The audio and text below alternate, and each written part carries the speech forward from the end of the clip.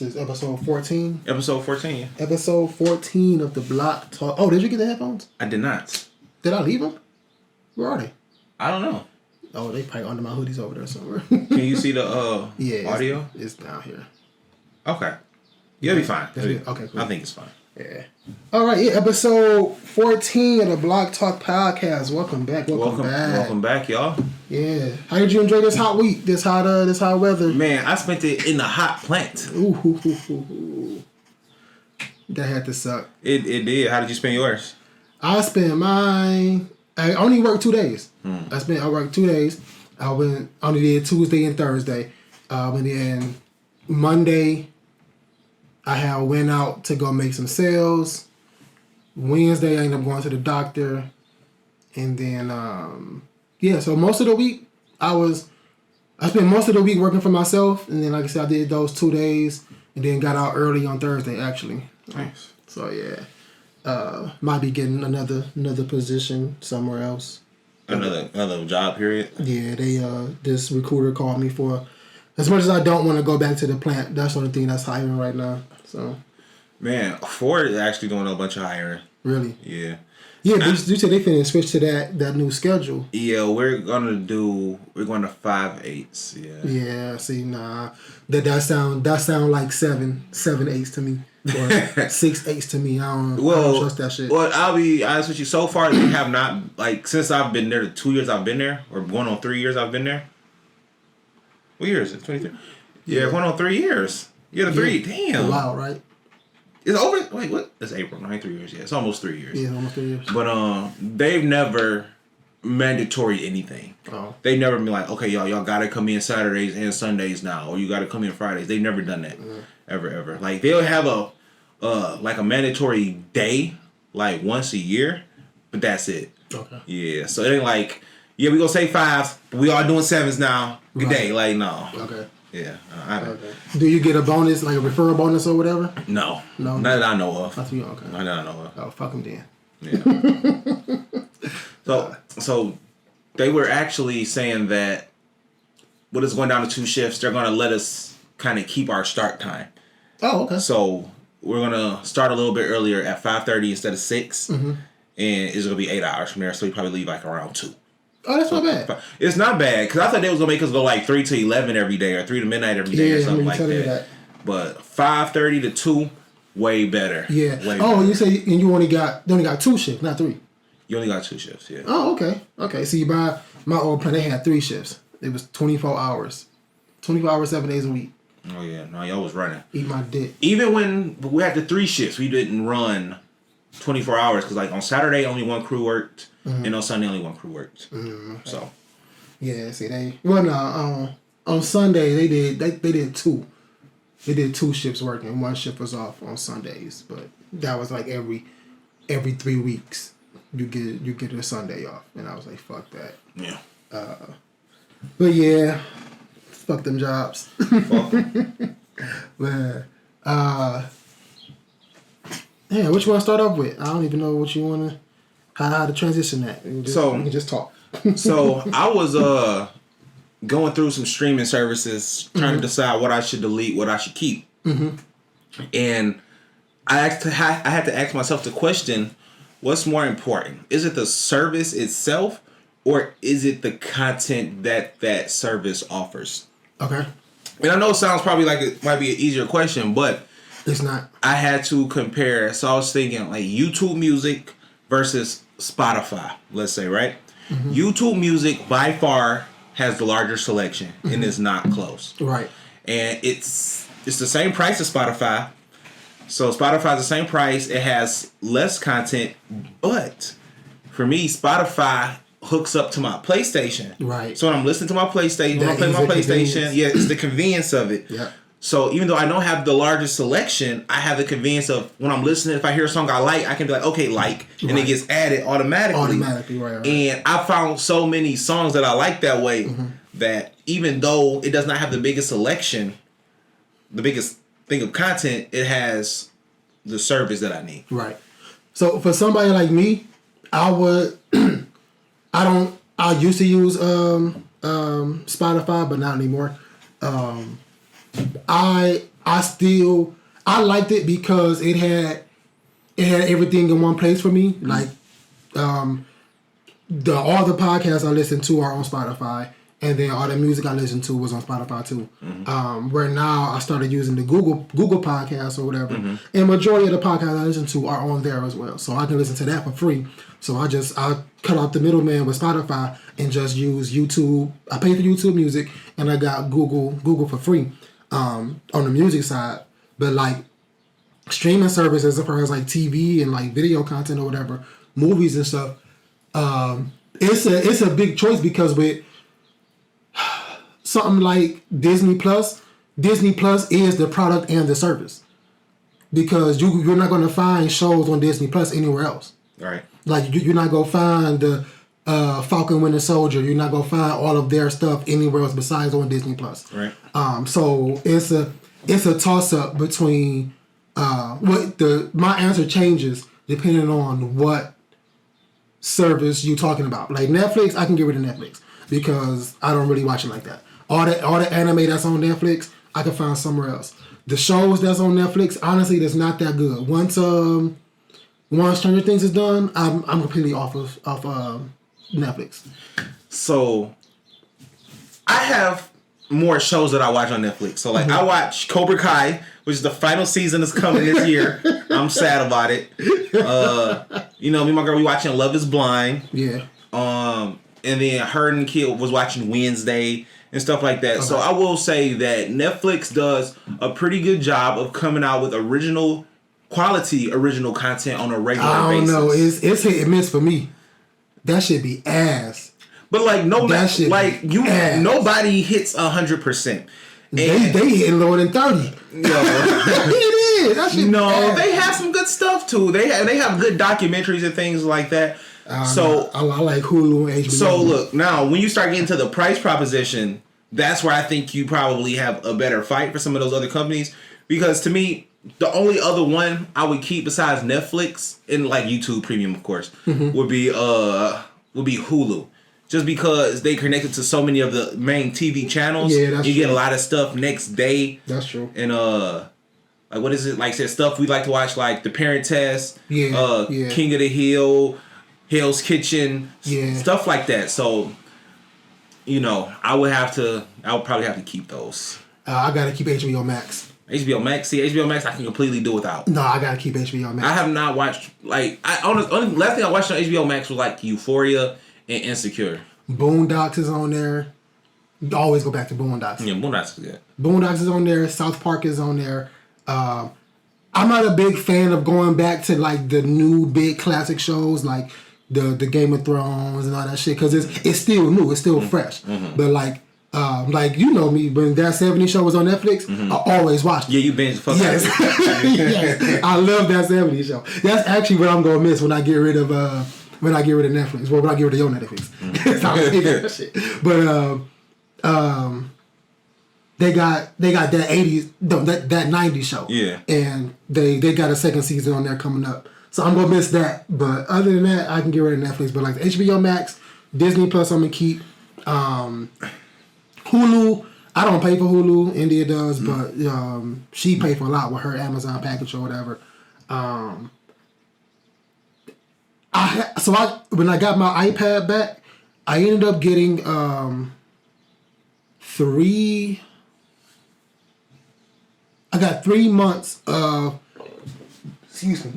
Apple TV for free. And I didn't know this, but apparently they had worked out a deal with Will Smith because that Emancipation movie was coming out, and he wanted everybody to be able to see it on Apple TV or whatever. So he gave everybody, they worked the deal out to where everybody got 3 months Apple TV for free to watch the movie or whatever. The shit was fucking ass. Damn. So he had to give it away. That's why. That shit was. I mean, I'm not okay. I'm only saying that because I am so done with like slave movies and shit. Like, so that's why it could have been Oscar worthy. Like, but let me tell it, the shit was ass. Like, just to keep people from watching it. You know what? That's how I felt about 7 Pounds, bro. Like, I didn't watch that either. You shouldn't. Yeah, I didn't watch that Wasn't a either. good one. That was the one with him like selling his organs and shit. Yeah. Yeah, I'm good. I was good on that one. Like honestly, I mean, what do Will Smith movies you go back to? I go back to? Yeah, what are some Will Smith movies you go back to? Like Bad Boys. Which one? Whatever the family wants to see. I don't just randomly be like, man, I can't wait to watch this old Will Smith movie. Like, no. If the family want to rewatch something, like Bad Boys or something, whatever they want to watch. So, like, Kaylee haven't seen them. So, we was like, okay, well, we go watch Bad Boys. We go start from the beginning. Because she ain't seen them. Okay. So, but I'm never like, yo, man, I gotta rewatch Will Smith in Pursuit of Happiness. Nah, I haven't seen it either. That was good. I haven't seen it. Pursuit of Happiness was good. I haven't seen that. I haven't seen After Earth with him and his son Jaden. Haven't seen that. Honestly, off the top of my head, the only Will Smith movie I can go back to is Ali. Ali was a good movie. Ali was a really good movie. That's the only one I can like actively go back to. Even like, but as an adult, I kind of slow down now because his Muhammad Ali impersonation is horrible, but it's still a good movie. Mm-hmm. But yeah, like I said, that Apple TV, I might keep it just because it's this show on there called C, really really good. Jason Momoa is in it. Actually, I'm waiting on Dave Bautista to show up. Is it an Aquaman spinoff? No. So this one is, long story short, it takes place on our Earth, like thousands of or a couple hundred years in the future or whatever. Something happened, it rendered everybody blind. So even when somebody's born, they're born blind or whatever. And if you were born with the ability to see, they call you a witch, and they have a way to figure out if you can see or not, and they kill you or whatever. Yeah, it's wild. It's some wild shit. So because Jason Momoa's like two adopted kids, they twins and they can both see. And the mom, she's like, she was like, she said, I told him to go get his toy, and he walked directly to it. Like he didn't touch nothing, he didn't bump into nothing. He just walked right to it and picked it up. She said, so I put a blindfold over his face and I told him to get the toy, and he couldn't find it. Mm-hmm. And that's how she was able to figure it out. He could see or whatever. But anyway, it's this black guy going around like spreading his seed because he's the only one that can see. Mm-hmm. So he's spreading his seed across the fucking continent to get a new generation of humans that can actually see or whatever. Mm-hmm. So it's pretty interesting. Interesting. And it's like it's jam packed like action and fighting and like throat slitting and shit. It's up my alley. Mm-hmm. So I love it. But yeah, I'm gonna keep that. Nigga, I didn't know fucking YouTube TV was $72 a month. Oh yeah. No, it's cable, bro. It's just expensive cable. That's all. Like after I was sitting in bed, I was finna get because I was looking up how to watch the Memphis game, and I'm sitting in bed and I'm like, yo, like why can't I find it nowhere? And I was like, well, let me see what services offer that particular channel. So I'm flicking through like, okay, this got it for $20, this got it for this got it for that. And I was like, YouTube TV, let me see. That shit was $72. Even though, like, okay, you get all these different channels or whatever. But I'm like, I don't give a fuck about none of this shit. Like, the only thing I saw that I actually cared about was probably Cartoon Network. Mm-hmm. But I was like, man, this shit is not worth it. Like, a month? Yeah, 72? No nah. In 2023? No way. No way. So I heard you bring up Cartoon Network. Mm-hmm. So, that channel has a lot of nostalgia for us. Right. So I wanted to ask you, what is something nostalgic from your past that you would want your kids to experience that they probably won't be able to?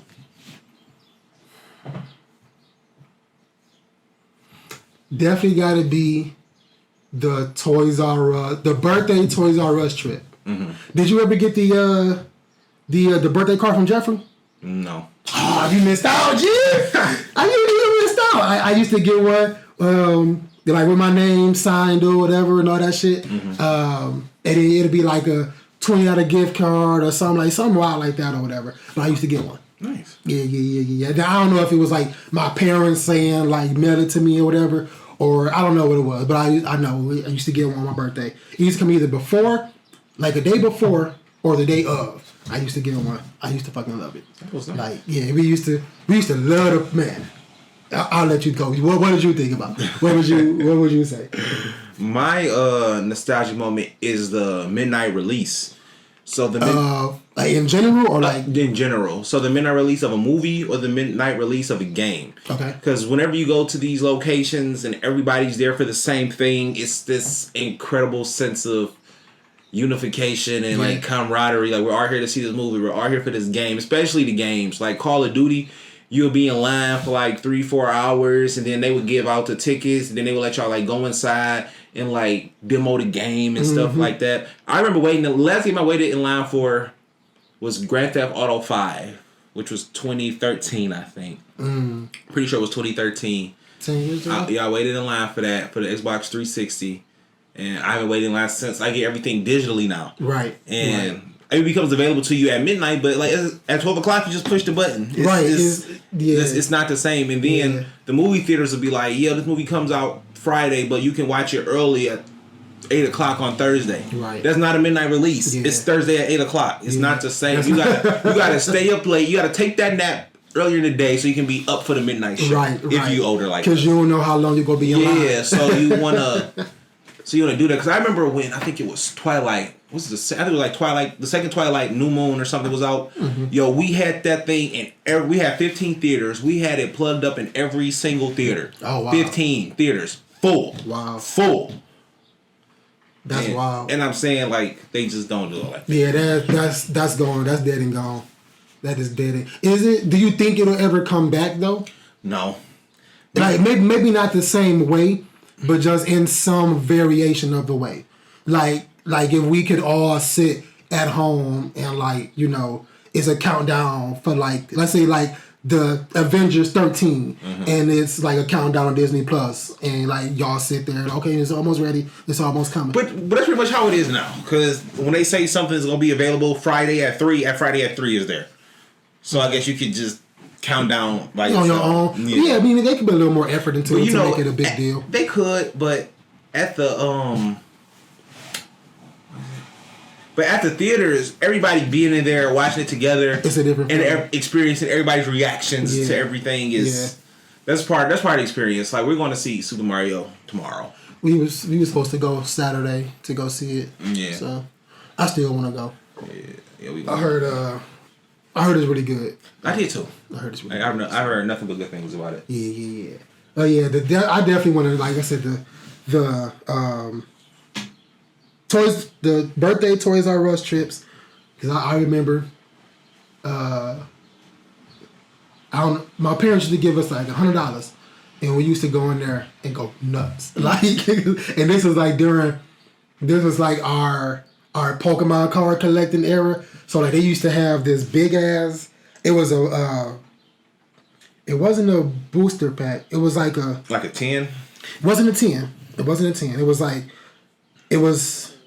So I guess it was like a variation of a 10 because it was like a box, probably about this big, and it came with like 5, maybe 10 booster packs, and it came with like 2 like fully constructed decks and like a bunch of other little knickknacks or whatever, like maybe like 1 super rare card or whatever. You can get it for like $20, and we used to go in there and every year, let me get it, and then of course I would get like my little Dragon Ball Z toy or whatever, you know, just something like that, and then eventually it got to the point where it's like, okay, well we'll just go get this game or something like that. But yeah, just that nostalgic feeling of going into Toys R Us. Now it's just Amazon. I don't even think kids play with toys anymore. Our kid does not.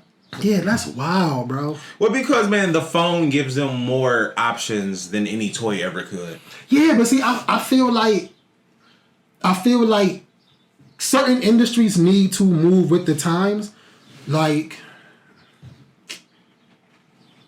imagine if you could play the Rock'em Sock'em Robot with like using your phone as the controller, and like you control the robot from the phone or whatever shit like that. Like I think that'd be dope. I do too. I think if they just move with the times, like they won't have to worry about this.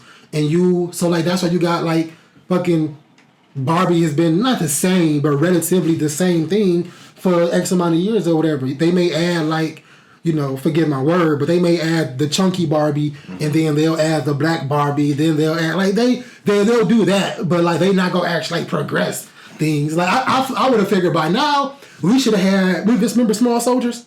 Yeah. We should have had that.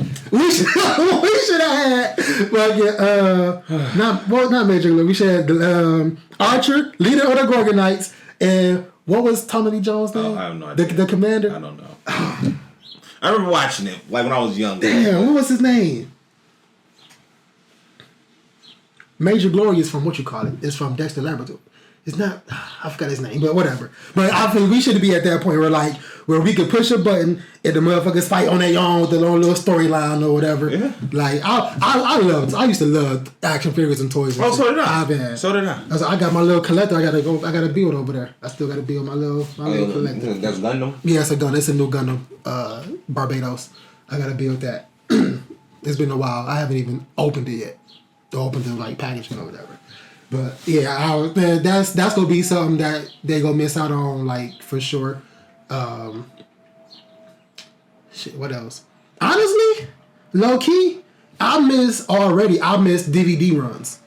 DVD runs? Yeah, so in my household, my dad gave us a choice. He said we can either get cable or we can get cable and pay for that, once a month or whatever, or we can get DVDs, and every weekend we'll go out and buy, new DVDs or whatever. So me and Tamara said, cable or whatever, but I guess mom and the rest of the people in the house said DVDs. Y'all got outvoted? Yes, we got outvoted. But this is back when Circuit City was right there on 8 Mile and Kelly or whatever. Yeah. So, 8 Mile and Kelly. So like I said, every week we used to be able to go in there.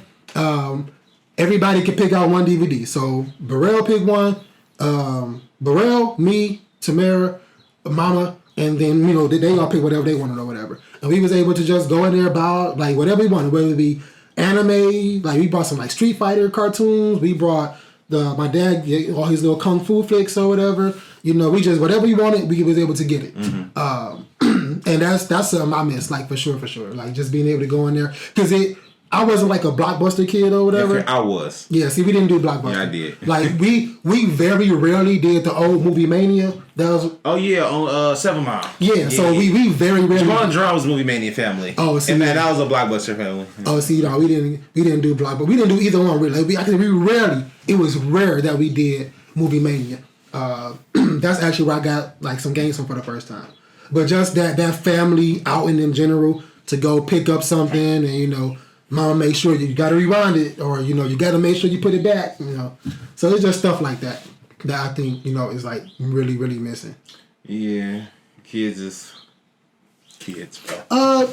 This is like kind of on topic, but why are libraries still around? Like what function does libraries actually still hold? Well, they give people a place to go to read books that's not their house. So people might live in like a loud house and they like, yo, I want to just go read a book quietly. I go to the library. I need to print something. I don't have a printer. Niggas never have printers. Yeah. So, I have to go print something. I'm going to go to the library or we don't have internet. Cause my girl, she didn't have internet until 2020. You know what I'm saying? So like if her kid didn't need it for school, she wouldn't have had it. Right. You know what I'm saying? Like, so people got to go to like for internet and I'm pretty sure those are like the two main use cases is you need a quiet spot with a selection and internet and printing. So I guess it's like really 4 things, but yeah. Okay, see, because like in my head, so like when you said somewhere to go to like somewhere quiet to go to read a book, I instantly went to like Starbucks. Okay, well, I don't know if you've been in Starbucks, but Starbucks is typically not quiet. Yeah, but the idea of being able to get your food and all that stuff, like, to me, like, that's like the 2000s era, or that's the 2000s version of the library to me. Like, well, I don't know, because all the Starbucks I went into have been pretty quiet. But Starbucks don't have books for you to pick, though. Yeah, but that's where it's different. Like, you just said just to read a book in general. Like, I'm not talking about to go, like, do a research paper or whatever. Like, no, if you just want to read a book somewhere that's not quiet, you go to Starbucks. And you take your own book, read or whatever, get your nice little coffee with the Whoop, and call it a day. But, yeah, I don't know. I know, for the most part, it's one on, like, 7 in Van Dyke area. They actually started allowing you to rent games and DVDs. They've been doing that for a while. Yeah. Yeah, I didn't. This is like back when Burrell was in high school. And you can go like rent games and DVDs and stuff like that or whatever. But yeah, I don't know. I pass one a lot. There's one over here around the corner from us, and then the old one down there on 6 Mile or whatever. And it made me think like, what use is like libraries? What can they actually? What will they actually offer? Like most people, even if people don't have like the fastest or the best internet, most internet providers have a way to like, as long as you can prove your kid is in like elementary school or middle school, they give you like $10 internet or whatever, something super basic. Yeah. So like that's just my thoughts. Like, you know, the libraries they loan books. They're not buying books; they're loaning books. So, our kid still goes to the library sometimes, and she'll go to her mom, and they'll pick out like 3 books or whatever to take out, and then she'll read them over the course of a month, and she'll go ahead and take them back. Okay. So. I know Indy went to the library recently to go pick up some stuff, but it didn't really hit me that she went to the library and rented some books, and like I'm like, okay. Yeah. I ain't been to the library in forever, bro. Yeah, me either. Last time I went, I was with Jerron, and this is when he got him to Death Note, the manga. Oh yeah. And like he was there, he was there so much. They was like, yo, you've read all of these, so we go order all the next chapters for you. Oh. And they would like call him like, yo, this was in, you can come pick it up. Like I remember that, like he got him to Death Note. That shit was wild. Yeah. No, so it's kind of backtracking. I should have segued into it back then, but I didn't. We here. Do you feel that it is fair for jobs to be able to determine your raises based on outside factors? What are like personal outside factors or like outside factors that you can't completely 100% control? So like the price of bread or no. So say somebody like Ja Morant. Okay. You know, Ja Morant has this contract to where if he's voted to a first team All NBA, his contract right now his contract is like $190 million. Right. If he gets voted in by other people, by the press or whatever, to an All NBA team, his contract goes to $230 million. Yeah, I remember that. Yeah. So he has like $40 million depending on somebody else. Right. Do you think that's fair? Okay, so in this particular situation, I think that is fair because it's performance based. Like we see that you are a star and you can reach those numbers. So if you push yourself further enough and your peers think that you can reach that, then we'll give you we'll give you an extra this or whatever. So to me, that's not considered performance based. If it was performance based, it would be static numbers and static things I had to hit. But for me, and then the way theirs is, you only get 6 guards. So it ain't like it's the 15 best players. I'm our top 15 player. Well, yeah, but you're the 8th best guard, and because of that, you miss out. Yeah, but I think that's still pretty fair though. In the sport, I think that's pretty fair. If you are one of the top 6 guards, we'll give you another $40 million. I think that's fair. But the fact that my ranking is based on what other people think and not any solid factor is my issue. No, they have like you got to pay a certain amount of games. You got to have a certain amount of points. Like they have. But these people still vote. So like with like for the Rookie of the Year thing, Paulo Banchero or whatever, he was 1 vote away from winning unanimous Rookie of the Year. But because one person felt that he didn't need to be number 1, he didn't get it unanimously. And if he would have had it in his contract, well, if I'm the unanimous Rookie of the Year, I get an extra $20 million. Mm-hmm. This one guy cost him $20 million because he voted for his hometown guy. The guy he had voted for, like Walker Kessler, yeah. And he was part of the Utah's like newspaper, and he voted for him. Oh. So he could have cost him $20 million because not based on anything solid, but because he felt that this guy was the rookie. Because of what you felt, you cost him $20 million. Okay, so I think in that particular situation, 2 things should happen. One, that guy should be under investigation and he should not be able to vote anymore. I mean, I'm serious. Like if everybody else is unanimous that this, like, because Walker Kessler's numbers weren't even close, was it? Was his numbers even close to? But that's the thing, though. It's not always based on just numbers, because when you can't tell somebody how to vote for whatever the thing. They tell you what it is, and who you choose is who you choose. Like when Shaq was gonna be unanimous MVP one year, but somebody gave a vote to Allen Iverson. He wasn't from Philly. He just gave it to Allen Iverson, and Allen Iverson was always good back in the 2000s. Yeah. So you can't knock somebody for picking Iverson because you're like, damn, Iverson's good. But Shaq had such a year that only one person didn't vote him. And because of that, I'm not saying it was, but if that was a scenario and he had to be unanimous or whatever, he cost him money because somebody else felt like you weren't worth it. Yeah. So, I started with sports, but it's... No, but like I said, I understand that argument. Unfortunately, I still do think it's fair. Like, it's going to be rare that you come across those kind of moments with sports. But like I don't know, give me your example for like regular everyday people. Yeah, so I was a banker. I was a banker, so my thing was, we had to sell credit cards, home loans, all of this, auto loans, all this other stuff. And your raise, not a commission, your raise was based on how well you did in these things. So it wasn't based on how much you tried, not how many contacts you made, none of that. It was based on pretty much sales.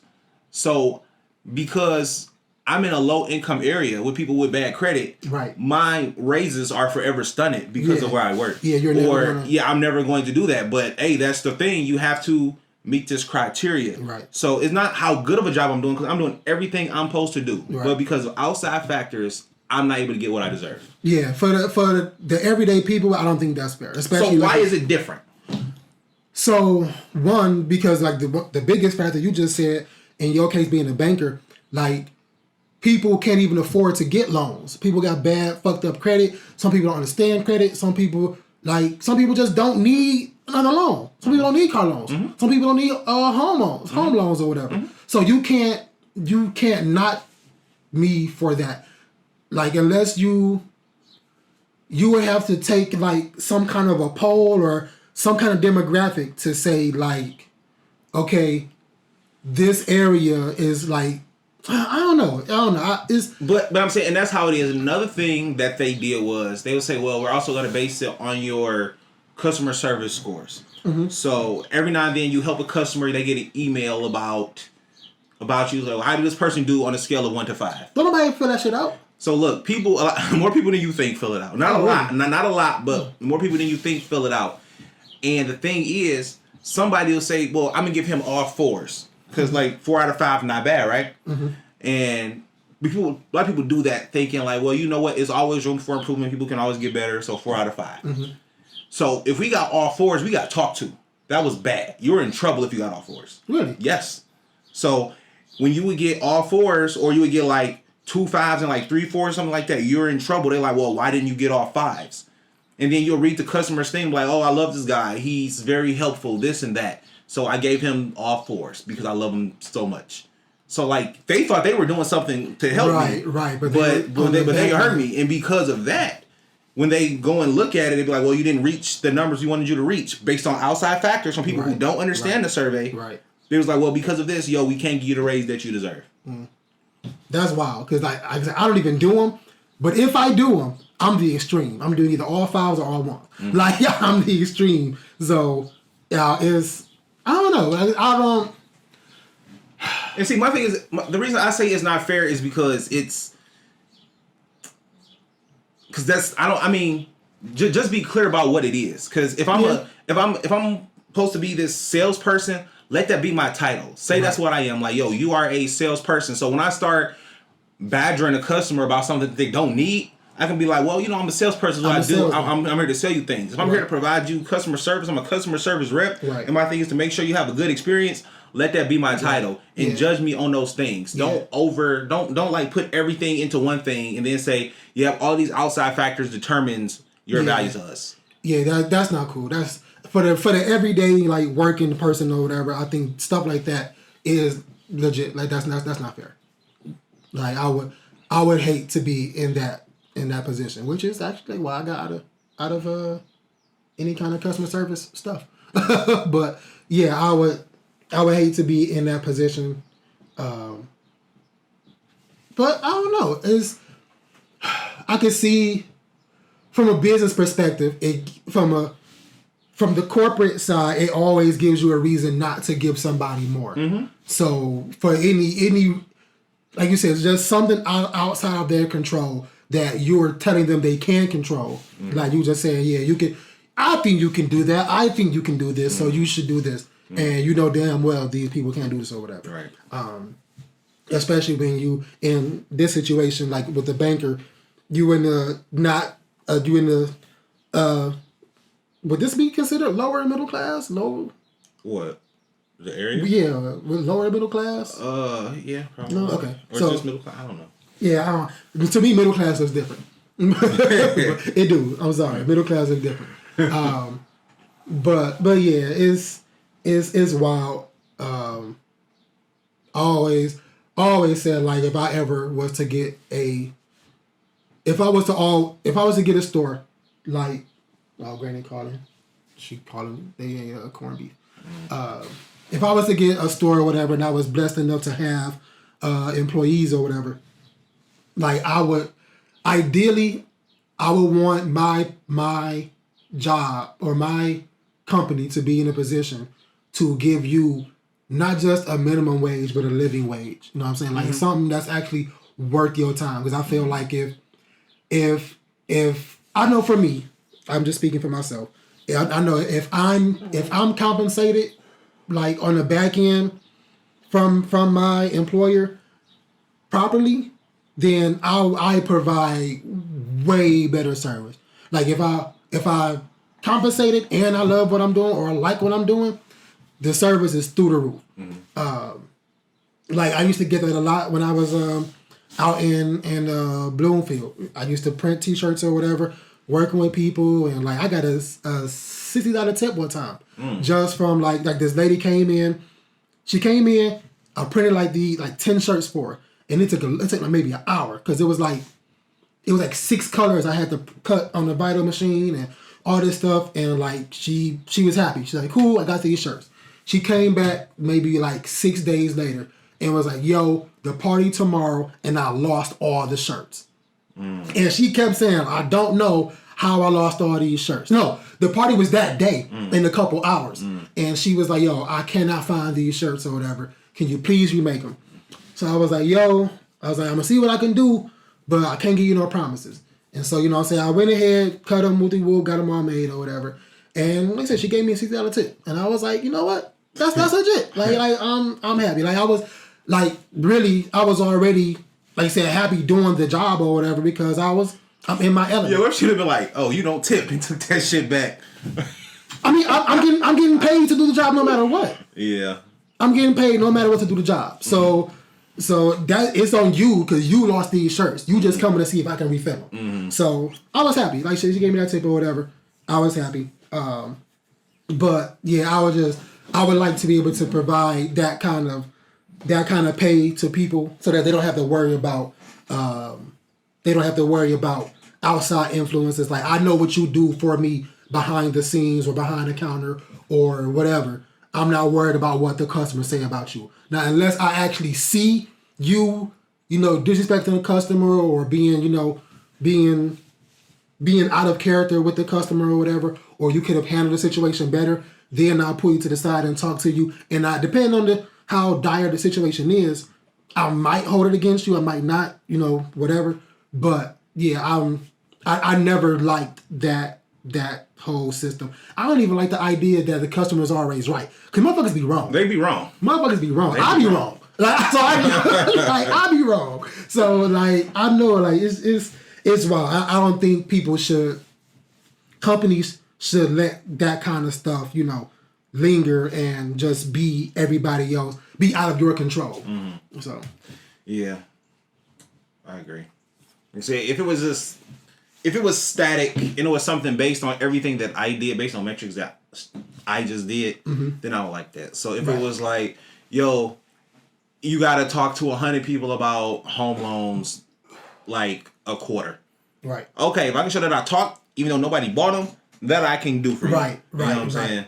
So because I'm doing what you asked. Yeah. So that's just my biggest thing. Yeah.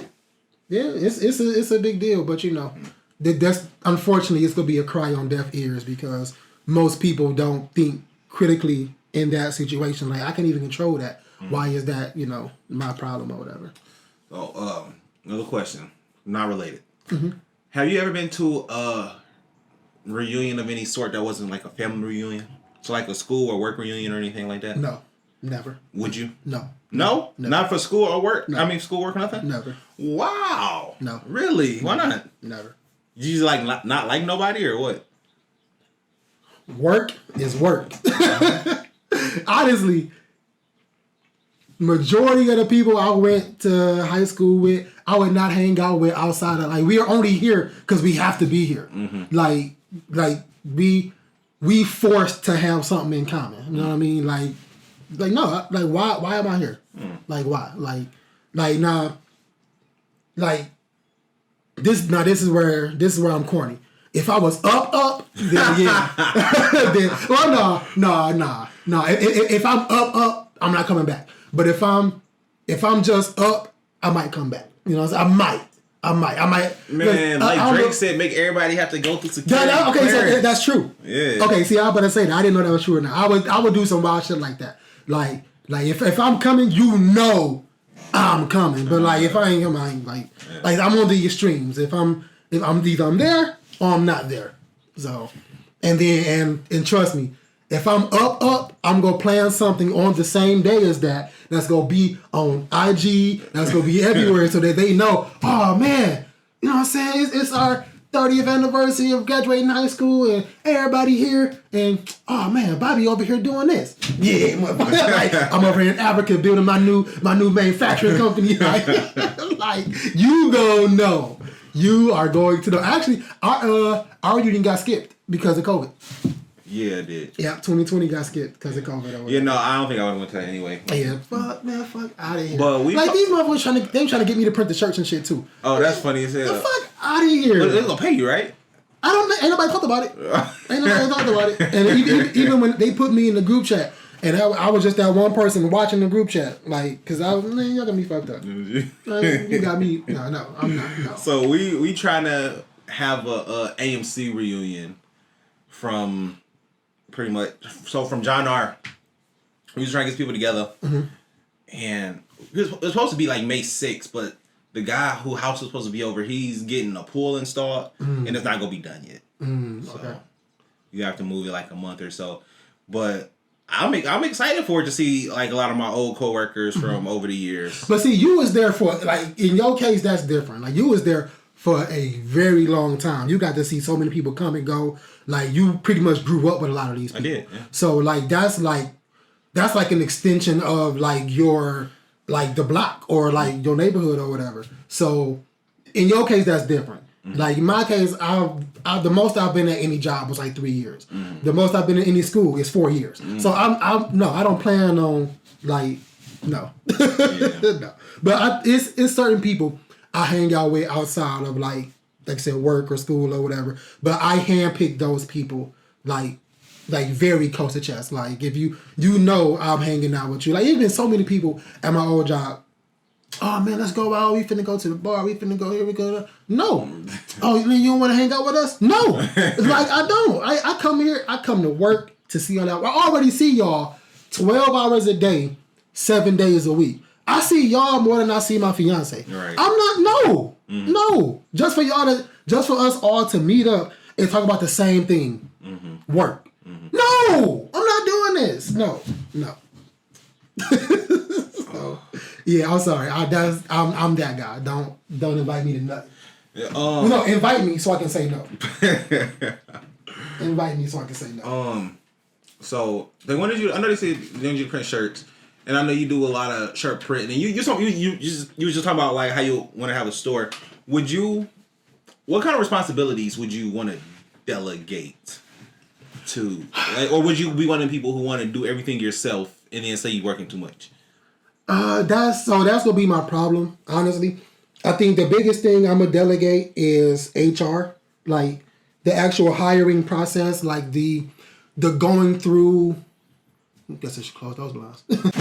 So yeah, so I already want India to be like my HR. Like I want her to do all the vetting process or whatever. She probably won't, but I would love. Like I mean, she probably will, but I don't think she would sign up for it. So, but I would love for her to be my HR. Just do the vetting process, look through the resumes or whatever. Oh yeah, be like this, call this person, set the interview up. So by the time you get to me, like I'm more so just worried about like your skills, the skills you're gonna bring to the company or whatever. Skills and character. That's all I'm really. That's when it comes to me. That's all I'm really gonna judge is your skills and your character. But the hard part for me, I already have a really hard time delegating because like this is like my baby. You know what I mean? So it's tough for me to like to ask for any kind of help or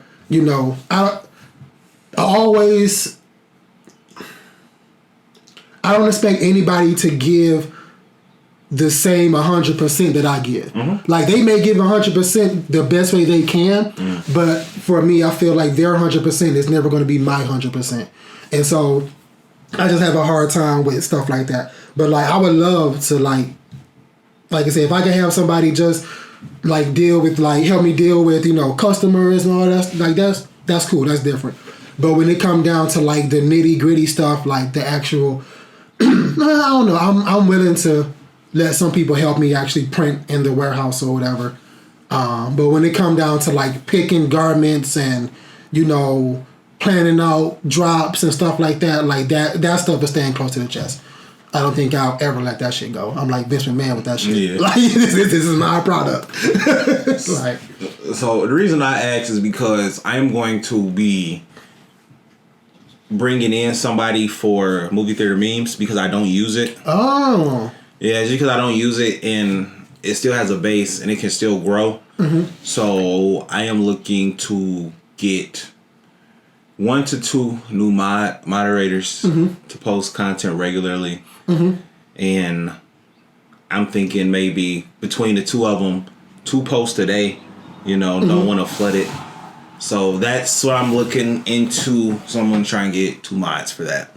So with social, what I've learned is that social media stuff is a lot easier because you can limit what person can do what with the moderator stuff or whatever. So that's a lot easier for me. Like if I know I can limit how much you can do or whatever, and like where you can and cannot mess up at.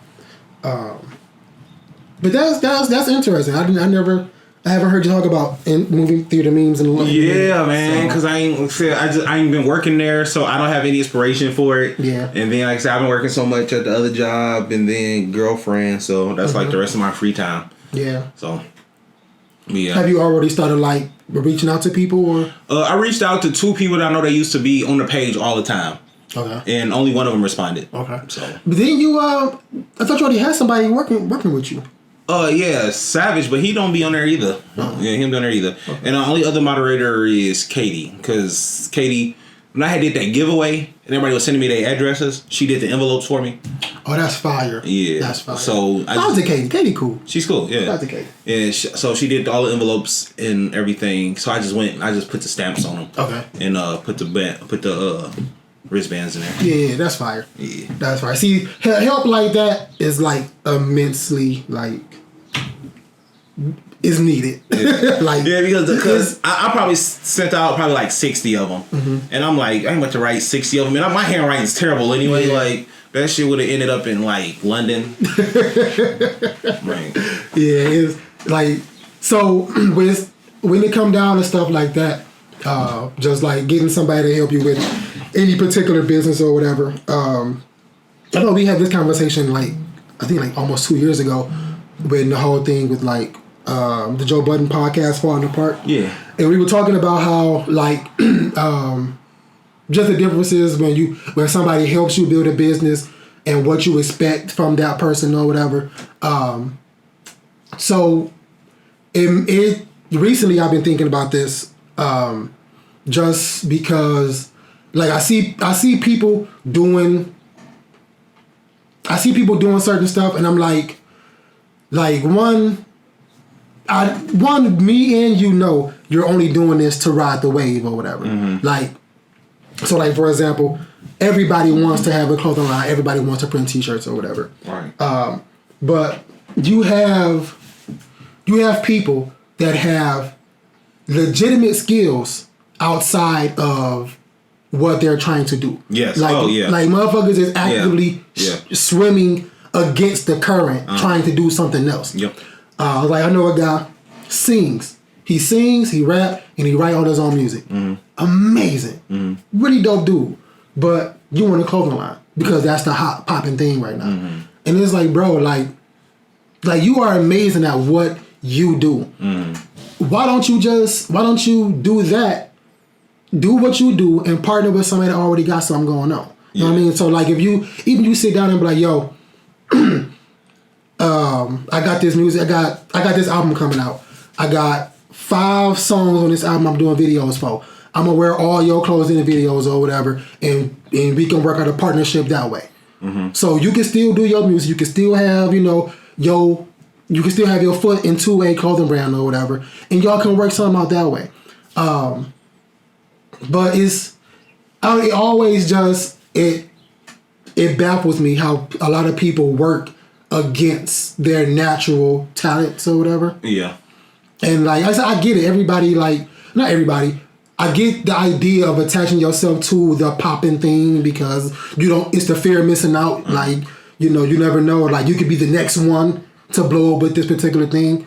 But I feel like when you are naturally good, when nobody had to teach you how to sing, nobody had to teach you how to do this stuff, like, you could go on to make a really good career out of this. And I feel if you were an artist and clothing was your things, I feel you could put that into like your merch if you really just wanted it. Yeah. So So some way, somehow. Oh, and wow, damn, I missed that. I'm fucking up. But no, go ahead. One thing I noticed though, when it comes to things like that, a lot of people want to be a part of stuff, but nobody wants to be involved in it. You know what I'm saying? So explain. I think what you're saying. So people be like, yo. So let's say you'd be like, yo, I'm looking for somebody to do a clothing collab with. Everybody be like, oh, pick me. And then I'm like, okay, cool, I'm gonna pick you. And then they be like, okay, now that I picked you, I'm gonna need you to do this, and this. Oh, yeah. They don't want to do this, and this. No, they said, no, I just wanted the clothing. I just wanted to be a part of it. I didn't want to actually be involved in the process. Right. I just wanted my name on it. Right. And that's with a lot of things, too, that, like, I've noticed. Just, they'll be like, yeah, I want to be a part of this. But when it comes to putting the work in to be involved in it, you don't want... Not nearly as interested. Yeah, Not nearly as interested. Nah. But so how do you handle that? How do you handle the picking process? If you want to go that route and collab with somebody, how do you handle the picking process, and how do you compensate that person during the process? So for me, when it came to music, a lot of time, if I'm collabing with somebody like, let's say Genesis, Genesis was the singer, but I wrote it. So that's our compensation for each other. I'm going to give you something to sing for me, and it's going to be promotion for you because, like, followers wise, I'm the bigger person or whatever. This is good for you, or this is good for both of us. And if it was something different, like let's say clothes, I don't even know. Maybe I would have to be the bigger. I would be the bigger person to where I get something from using your name because I know you're not going to want to be involved. So like, I'm not saying him for sure. I'm not saying him. He wouldn't. But like, let's say somebody like Cash Kid wanted some clothes or something. He'd be like, yo, Bob, I like your shit. Like, we should collab. And like, let's say this nigga ain't gonna want to do nothing once you collab. So you just want it to be RLGXCK or whatever, right? And so something like that where I'm the lesser person, I'd be more willing to do it when I'm the lesser person if I feel like that person isn't going to pull their weight towards the objective, to where I can to where their name is enough to leverage whatever they're not bringing. See, maybe this is my brain thinking too much in the now.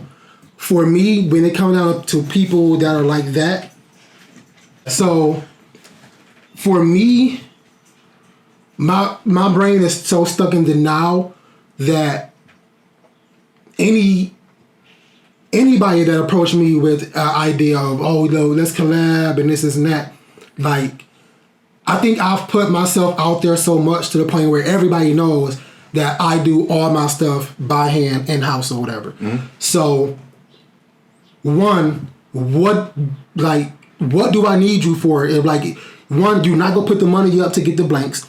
Do not go pay me for my time rendered, printing the stuff or whatever. You probably only go do this one time because you're not gonna put the real legwork in to promote it and do all this stuff or whatever to actually make it feasible for both of us. So why am I collaborating with you? Yeah. So see, you just listed everything that this person is not gonna do, which is why I'm saying if I'm the lower person in that equation, I have to make sure that whoever the other person is has to be drastically higher, or I have to know. Because when two companies collab, it is for typically joint advertising of those brands. Right. So if you have a lower brand, this person has a higher brand, and you can come together, you're gonna get the benefits of it. Now, what those benefits translate into, you never really know. Mm-hmm. But if you can be like, yo, this is the Royal / Cash Kid collab, and the people who looks at him and be like, oh, he got some clothes out, I want it. Kind of like when Travis Scott do like V-Lone stuff, or he do his Nike stuff. Mm-hmm. And a lot of his Nikes not that great, but because they're Travis Scott Nikes, right. It's just like, oh, we gotta have them. Okay, but see, I think we talking about two different things, because so in their case, you still see the logos of those particular people. So you gonna still see the Nike swoosh. Mm-hmm. You gonna still see the V-Lone V. Mm-hmm. You're gonna still see the things that make up these particular clothing apparel companies. Mm-hmm. Majority of people that come to me just want me to print it and say it's a collab. So they want me to print their logo and say it's a collab between us. Mm. So my name is nowhere on the stuff or whatever, but they want me to print their logo, their graphic or whatever. And, it's a collab. No, it's not a collab. Well, see, I feel like you could work that. I feel like you could work that in easily. Like, yo, my shit got to go on the sleeve, and it's my tag. Like, for sure, it's your tag, and then your shit got to go on the sleeve or something. I don't know. It got to be if I'm looking for a collaborator on the art side, like, you are gonna have to put up just as much work as I put up. It's not 50-50. It's gonna be 100%, 100%. Mm-hmm. So, you may not want to come print the stuff. That's fine, but you're gonna have to put up a bigger chunk of the money to get this stuff printed. You're gonna have to put a bigger chunk of the money to get the inventory in. You know what I mean? So I'm a little more pessimistic and kind of angry about shit when it come down to stuff like that, because it's just like I get a lot of people that want to be involved with stuff, but prime example, so I'll go back to my original question. So my question was how do you compensate people when they want to be involved or whatever? So for me, I make sure to if I offer you something and I say, yo, I need your help, here's what I'll pay you. If I give you what I said I'm going to give you and you do what I need you to do, the terms of the contract have been fulfilled. Mm-hmm. You know what I mean? So as long as both ends are fulfilled or whatever, both people go home happy. But the case that I get a lot of times is I do all the legwork and people just want to come when it's built. Don't nobody actually want to build anything. Yeah. But they want all the proceeds, the profits. That's what I'm saying. They want to be a part, but not involved. Yeah. That's something that's still bothering me to this day. Because I'll be seriously, y'all don't want to do nothing. You don't want to answer the text messages. You ain't trying to put no money up. I literally do everything, and you just want to come when it's done. Yeah. I have so many people. When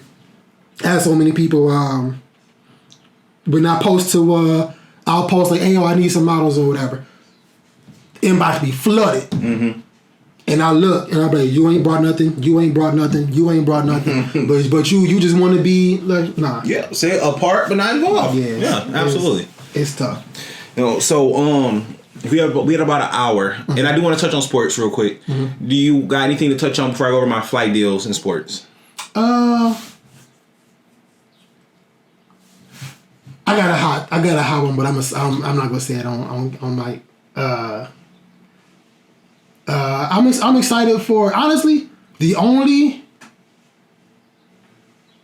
playoff first round matchup I'm really like excited to watch is Knicks Cleveland.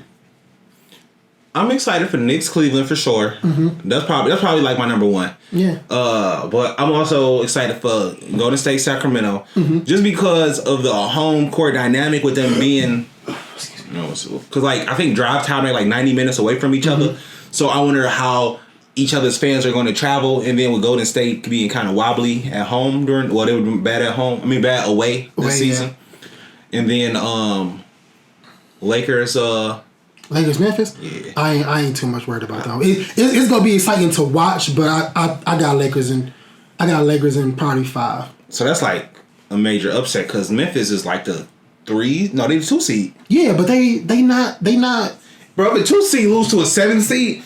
That's back in the day, Golden State. Back in the day. It wasn't that far off. It was like Steven Jackson, Matt Barnes, and them. They beat Dallas. That's like 2009, 2008. Yeah, but I mean, it that was over. It can happen. All I'm saying is it can happen. That's all I'm saying. It can happen, but I'm saying it's rare. It's rare. It can happen. It's rare. So I wouldn't be too surprised. Like, I mean, as much as I don't like LeBron, like I'm still gonna respect that man. That's still LeBron. And as long as Anthony Davis stay healthy, which I'm sorry he had an injury or whatever. Yeah, I don't think he'll make it. But honestly, I think he'll get injured his next game. I don't like, man. What's today? I hope he don't. I hope he don't either. It's the 16th. Today's the 16th. I'm saying on the 16th.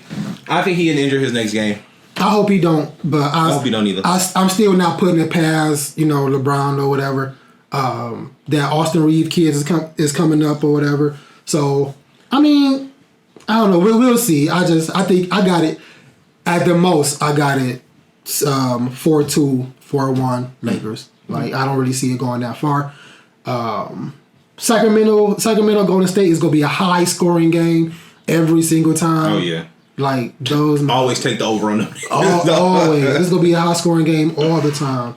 But like I said, the only one I'm really excited for is only one that's gonna be like good to watch to me is gonna be Knicks Cleveland. Yeah. Who are you taking? In that one? I got the Knicks. Man, and you know what? Knicks. I think the Knicks win, but I gotta take Cleveland just because the Knicks are the Knicks. Like from I don't know. Like from what's that shit? From Big Mouth. And the Shane Wizard was like, "Oh yeah, I work really closely with the Knicks organization." I mean, I understand the logic, and I don't even think this guy is what everybody say he is. Like, yeah, he had a breakout year getting signed over there. I don't believe in Brunson that much, but I think like him, he added a different fire to that team. Yeah, he added a way different fire to that team. And I will say that's one thing I think a lot of fans misinterpret about player transactions. They think just the player and not so much as like how they play together. Yeah. And I think what we've seen with Brooklyn this past couple years is an indicator of that. Like, don't get me wrong, when they play together, they play well, but like say Kyrie and then James Harden got into it and they wasn't healthy. They should never got James Harden. But that's what I'm saying though. That's what I'm saying. So you pick a player based on name and what they can do, right? But not think about how that piece fit. You know what I'm saying? Like you got 3 Exodia heads, nigga. like all you can do is put it face down. That's all you can do. That's a deep. Yeah, that's tough. That's you think Lonzo Ball coming back? No. I think he done too, unfortunately. I think he done. But the thing, his contract is fully guaranteed. Yeah. He's an NBA player. Yeah. And thank God. Yeah. So I'm for guaranteed contracts, but you have to play, bro. Like unless you get injured on the court, I don't think your thing should be able to be fully guaranteed.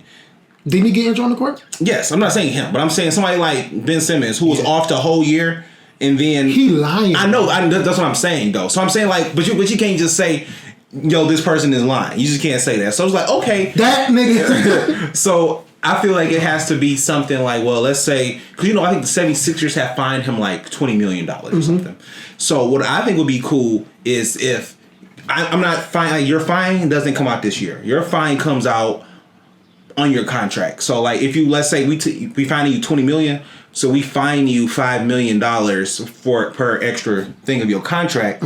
So if the 76ers is like, yo, I don't want to trade, I don't want to play with this guy anymore, I want to just trade him, the cap hit is way less throughout the year. So it can be like, yo, $20 million discount on this guy. Right. You know what I'm saying? So like 76ers don't get no money, but they get the value when they trade him. Right. So I mean, I'm not caping for billionaires. Like, I'm not caping for billionaires. But I don't like. So look, so you're talking to a nigga who, like I said, I was at AMC, bro, for like 12 years, and I was there for 10 years before I called off. Yeah. Like, and I was like super sick, bro. So I believe in showing up to work. If I'm saying I'm gonna be somewhere, I'm gonna be somewhere, and I'm gonna try my best to be there on time.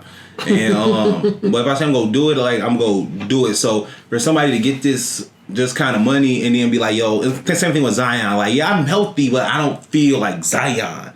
Like, nigga, Zion wasn't never healthy. But Zion said he felt good though. I don't believe it. But I'm saying but then you can't say that. Don't say you feel good if you don't feel good. So, I mean, but you gotta say it to give people hope. You gotta say it to give people hope. He needs somebody to help him articulate what he's trying to say. Because for you to say, health wise isn't the issue. I just wait until I feel like Zion. Like, well, what the fuck does you that... never go feel like that, nigga. You 310 pounds. Like, you never go feel like that. You came into the league, what, 280?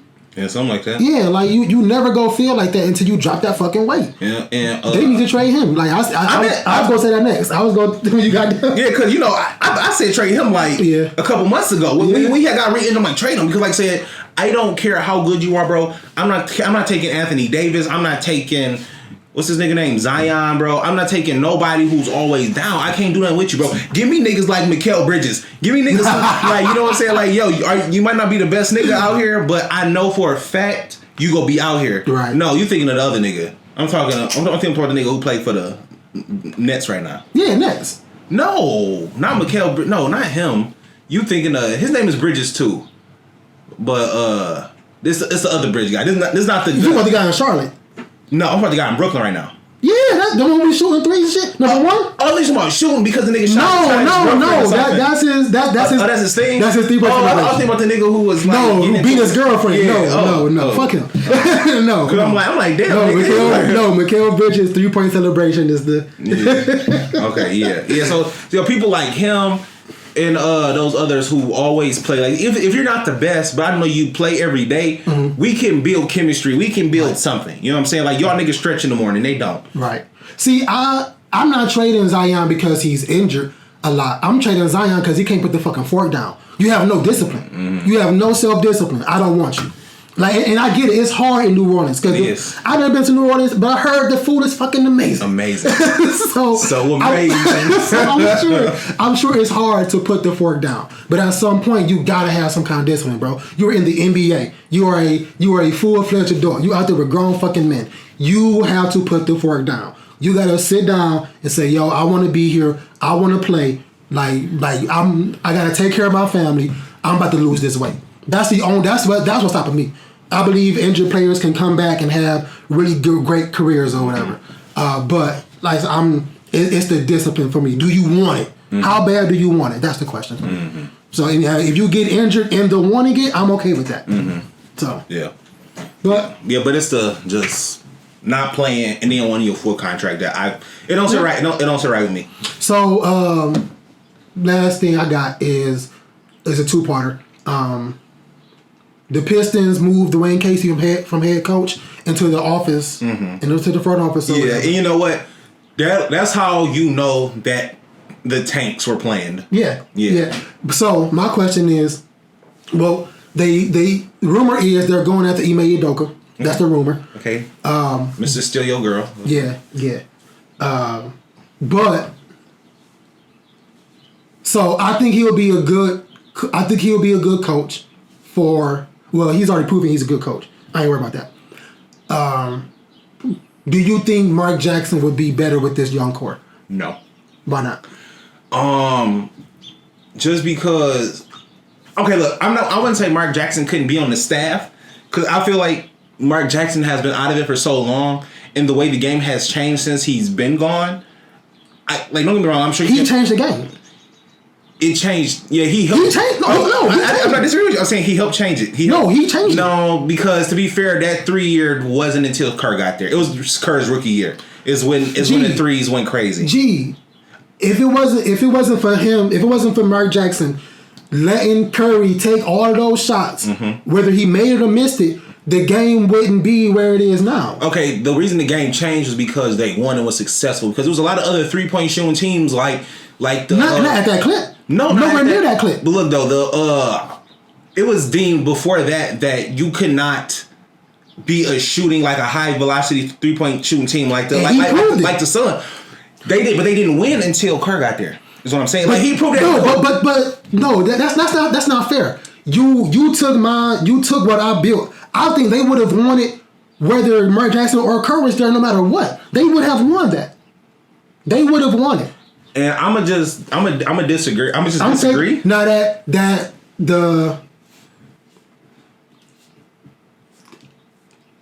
I'm gonna credit Mark Jackson for the first ring. The second and third one I'll give to Kerr. But I'm always gonna give the credit to Mark Jackson because he's the one that took Draymond off the bench into the starting lineup because he saw how much he could do, how much Draymond did. But he was his job. He put him on the bench too, though. He was the one but after a while, he's like, "Yo, he actually can move the ball, or he actually does this stuff." You know what? I'm gonna have to fact check because I don't like come to this kind of stuff without facts. But I'm pretty sure when Draymond was over there, he was playing small forward, and he didn't get to start playing big power forward center until Kerr got there. I'm gonna have to double check.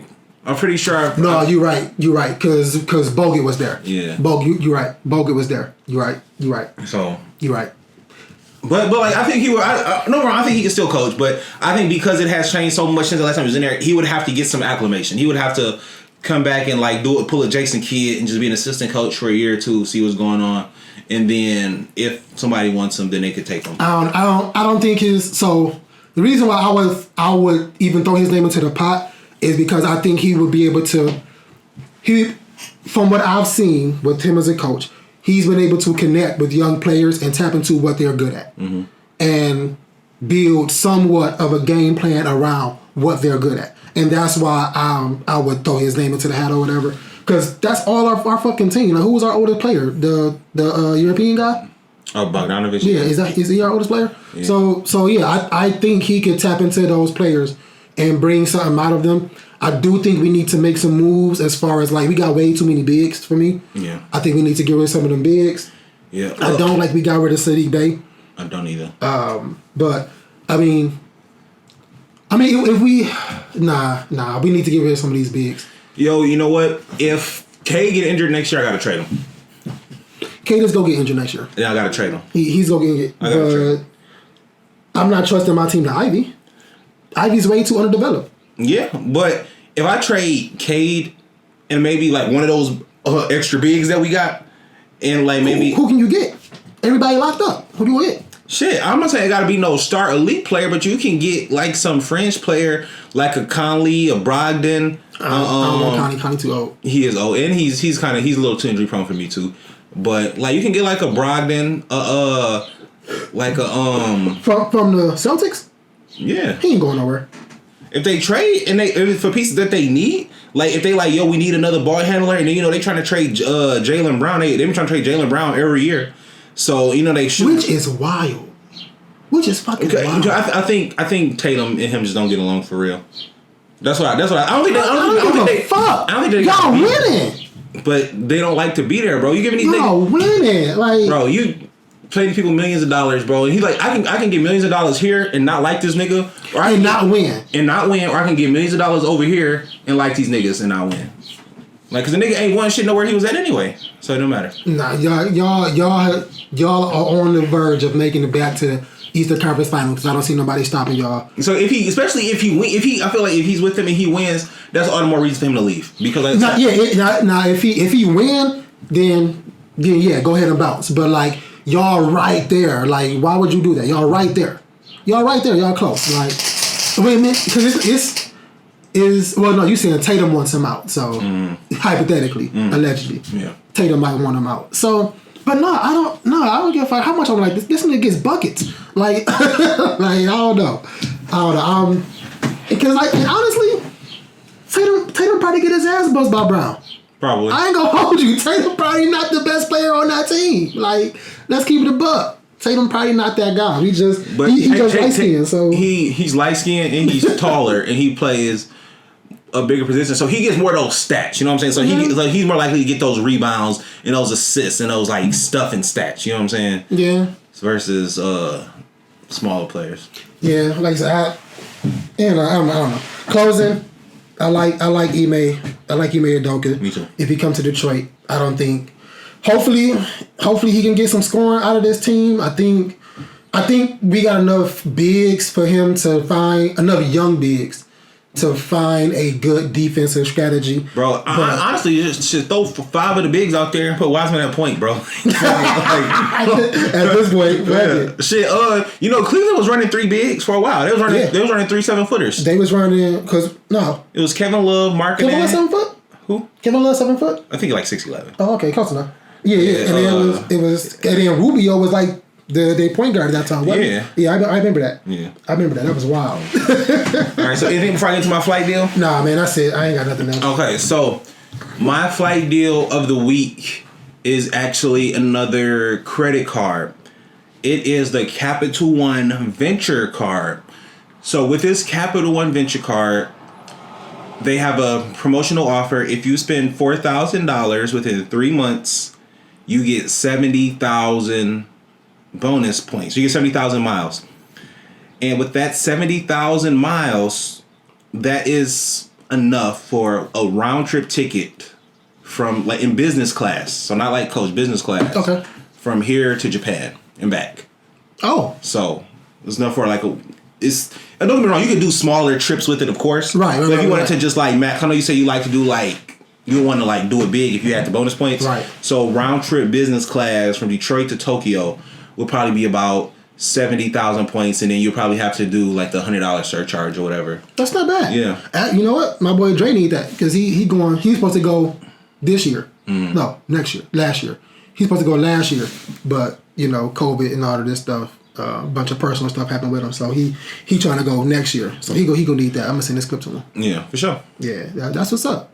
Yeah, that's a good deal. Yeah, that was just my family group chat. They Granny making corned beef and shit, corned beef and cabbage. Nice. And I said I'm gonna get me some onion rolls and some cheese. Get me a corned beef sandwich. So they looking for me. So yeah, for sure. I think that's it. Anything else? No, I think we're good. Let us know how y'all liked the last episode with Sinitra. We didn't even talk about that at all. We did not. We wild. My bad. She ain't got Facebook anyway, so she probably whatever. But yeah, I enjoyed that episode last week. I think it's gonna be dope. Once we get her in more often or whatever, I'm actually go message y'all probably Monday to see when next time we can link up. And we might be doing some live commentating on some of these NBA games. Don't know 100% yet, but we'll let y'all know. Just keep posting on the page. Yeah. Do all the subscribe stuff. I don't really feel like going through it, but whatever. Peace.